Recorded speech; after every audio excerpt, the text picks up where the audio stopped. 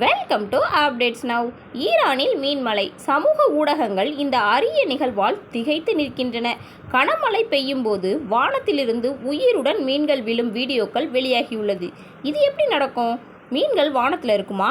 அந்த நிகழ்வு எப்படி நடக்குது அப்படிங்கிறத பற்றி விரிவாக பார்க்கலாம். அதுக்கு முன்னாடி நம்ம சேனலை சப்ஸ்கிரைப் பண்ணாதவங்க சப்ஸ்கிரைப் பண்ணி வச்சுக்கோங்க. வாங்க வீடியோக்குள்ளே போகலாம். கடற்கரையிலிருந்து கிட்டத்தட்ட 280 கிலோமீட்டர் தொலைவில் கடுமையான புயலை தொடர்ந்து மழைமீன் சம்பவம் நிகழ்ந்துள்ளது. இது எப்படி நடக்குது?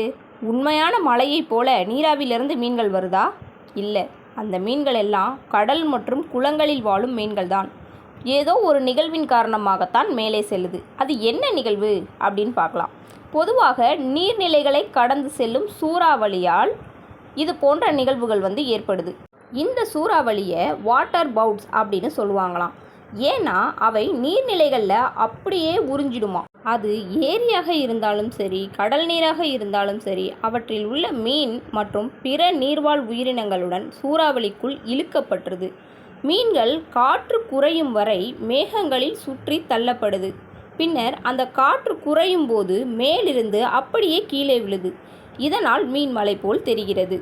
இந்த மீன்கள் விழும் இடம் அதோட வாழ்விடத்திலிருந்து ஒரு சில மைல்கள் தொலைவில் கூட இருக்குமாம். இப்படி தான் அந்த மீன்மலை நிகழ்வு நடக்குது.